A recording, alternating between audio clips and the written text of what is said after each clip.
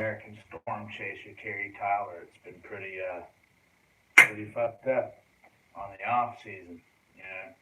And I'm trying to come up with ideas to get content. The channel's kind of tapered off. I've earned monetization, but it's hard to come up with things that people might like. So what we're going to do today is we're going to talk about something patriotic.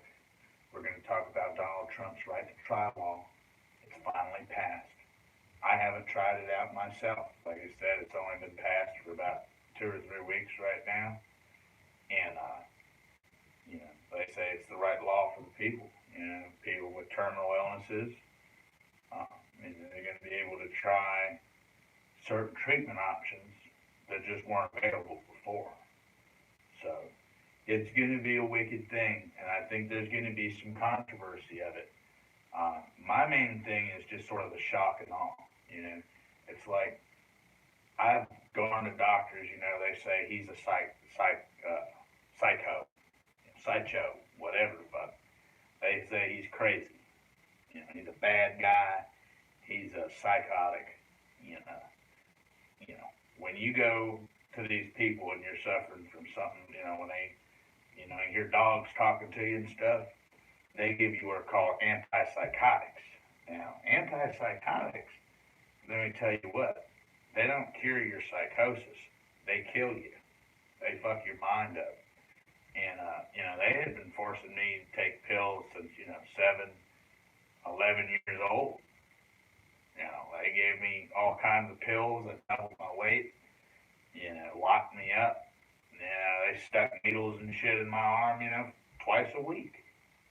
And, they do that as a kid. Lawsuit come out and said, hell, he ain't supposed to give them pills to people under 18.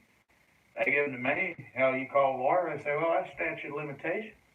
That's more than 7 years ago. Meanwhile, I had a felony on the record. 7 years have passed, and it's still following me. So, I don't know about that. But finally, I feel like Trump is battling that abuse. He's here now. And the right to try is here now. So, I've been scared, honestly. I've been scared to go to doctors. Every time I go to doctors, what they do is they pull out this record. And they have records and information that my lawyer, I had to try to get a lawyer, I can't see.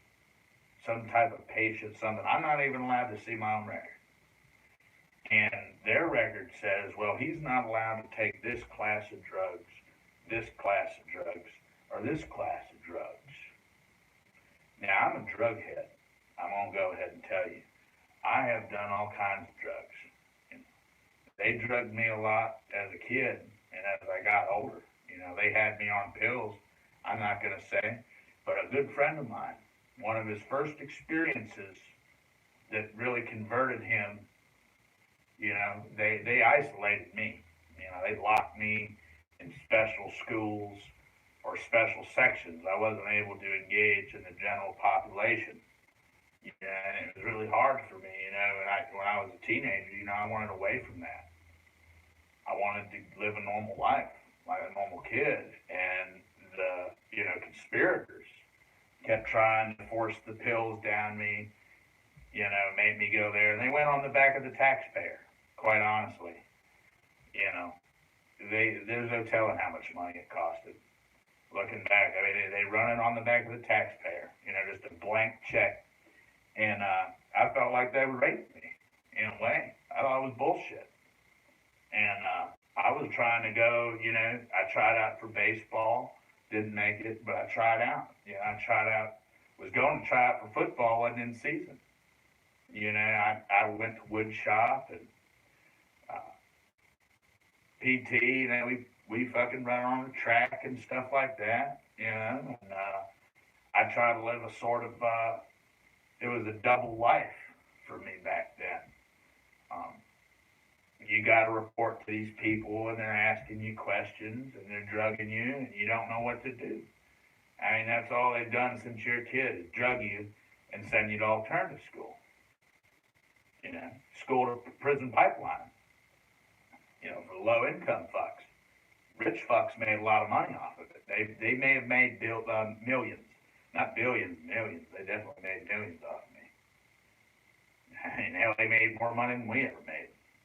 it would astonish you the price they used to pay, which the drug prices are coming down. I don't really take the drugs. I've been too scared. Like I said, I go to these doctors and they tell me what they're going to do. And I said, Doc, I hate to tell you, I've done more drugs than you've ever done, probably. You know, you go in there and you get these med school fuckers, and they already know. They look at you like a blank check. This is how we're going to do. We're going to bill you for this. We're going to bill you for that. We're not going to let you try. I said, look here, Doc. You know, I like the Adderall. You know, they said when I was a kid, hell, guys got ADHD. They won't give it to me because of past psychotic, paranoid psychotic, and violent outbursts, which I can understand that. But that record's going to block me from that right to try or that treatment pretty much forever. And once they see those behaviors, they're giving me some real fucked up pills, some Haldol, some Geodon, some fucking, lithium salts, battery salts, dude. This is not good stuff. You know, some Neurontin, some Wellbutrin, some Depakote. I'm like, get out of here. So they offer you some benzos, some Klonopin. I said, I'm not taking Blue Boys. I said, when I take Blue Boys, I get violent. You know, I beat people up. I go to jail. I get DUIs. I mean, I don't need the Blue Boys. The only other option is sell them, which I don't sell pills. I don't do that stuff. So it's like, well, you sell pills, you make more money. I don't sell pills. I didn't want those. They said, well, you can get these benzos, Xanax, Ativan, or, your Valium. So I like Valiums. Valiums are good, but, I'm like, I don't need nothing that's going to dumb me down. I need something that's going to amp me up.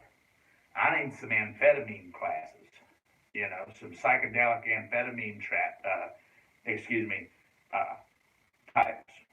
I want to try some of these, like, there's MDMA, Molly. They prescribe you Molly. They've been doing that in a lot of states. They got Special K, ketamine. S3 is out. Is actually esketamine is like horse feed. You get in the K hole. That's one thing I've been looking at. I've done some synthetic derivatives of K, but I haven't done K itself. And K is one thing that I'm wanting to look into and experiment if K can help me become more productive, get more done. I'm the kind of guy that wants to see production. Like, nobody likes meth. Nobody likes coke. Nobody likes crack, freebase cocaine. I know a guy, he'll snort coke. He'll get greedy with coke. He's open to doing rectal coke. He'll sniff coke. I'm not going to go into what kind of ways, but he's kind of perverse when it comes to coke. But he won't smoke freebase coke. Something in his mind won't work. I know this girl, she'll do meth, ice. And that's another thing. Let me warn you about that. A lot of this meth out here, some of this ice out here ain't really the shit. Most of these people are dummies. They don't look at drugs like science. I look at drugs like science. I look at drugs like medicine. Some people look at it as a dollar sign. Some of it look at it as a perverse way to get high. They're not using the drugs for medicine. They're using the drugs in ways it's not supposed to be used. And that's where we're going to start getting in. I'm going to cover a lot of this because this is a radical new law. And I'm hoping to earn some money on this. All right, we're about 10 minutes in. Don't forget to click subscribe and comment in the box below. We're trying to get to 3,000 subscribers now. If you can see me, I may be sensitive. All right. So we talk about these other types of drugs. I want you all to check out a website right now, erowid.org. E as in echo, W as in W as in Walla Walla, Washington. O as in Oscar. I fucked it up. Erowid. All right. So as you can see, there's certain things out there that can make you more happy. We're talking about people with depression. And I'm telling you right now, I've done a lot of synthetic drugs that the productivity is big. I mean, I have seen people literally that live in a pigsty, a filth sty. They won't clean. They don't have the willpower to get up. They're naggy. They're whiny. They're complaining. They're lazy bastards, quite frankly. And they take just a little bit of this HCl, as hydrochloride salt is the form of the drug. When you go down into the microscopic or the nano level, the drug has different types of indole rings, uh, different types of, forget what they call them. I used to study this stuff. Another two books I want you to get some value for you.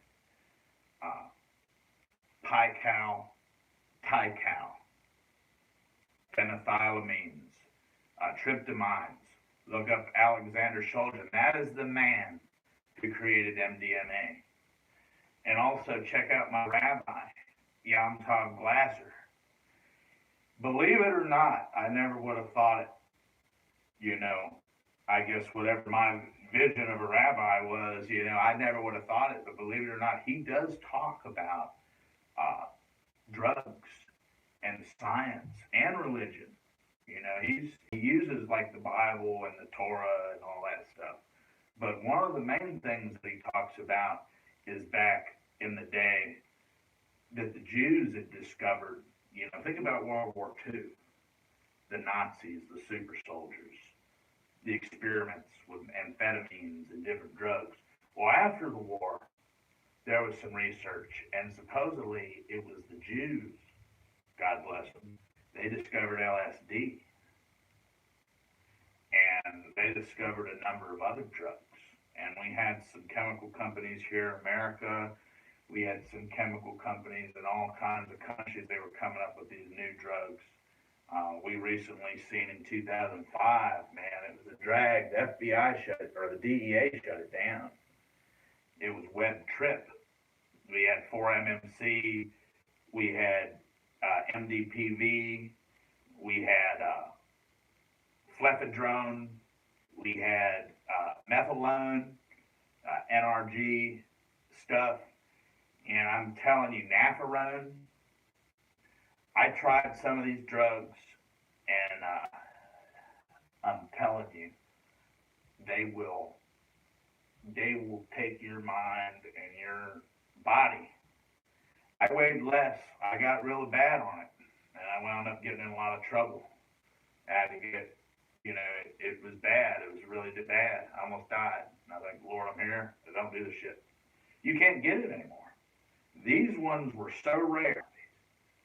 I mean, I stayed awake for about 2 weeks one time. No sleep. No sleep. I weighed less than I did when I was 13 years old. I'd never been that slim. I was down about 175 pounds. No need to eat. I'll put it to you like this, for the heads, since we're on drug talk. I get a 20-pack of Bud Light. All right. People smoke. You have people in a household, once they apply, literally, I'm telling you, they could really make a lot of money. They need to bring this to the market, but only dole it out in certain dosages. That's what I'm seeing. Hopefully we're going to start to see a shift in this. I don't know. They apply about 12 milligrams, 20 milligrams insufflated through the nose. Nostril, about 40 milligrams. These people are completely either they're focused in the zone. I think there's a lot of research that needs to go into that. You look at Johns Hopkins. I thought about going up to Johns Hopkins.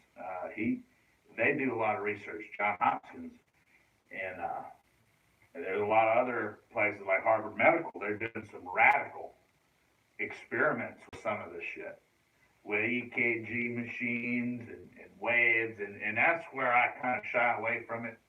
I'm a paranoid guy as it is. Some of that stuff, look at Stargate, and we're not even gonna go there. We're gonna keep that in the closet. This ain't what we're talking about. But, we're talking about radical changes in people's lives that I think is gonna drive us forward in a certain way. Some people don't like the nose. And I'm gonna go ahead and I'm gonna tell you right now. We're almost out. I think we're out of power. Yeah, we're about out of power. We're gonna have to plug this in. I want to tell you about the nose.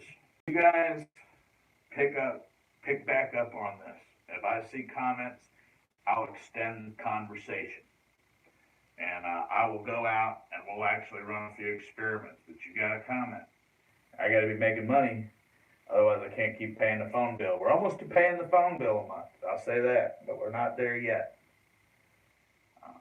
People don't like the nose.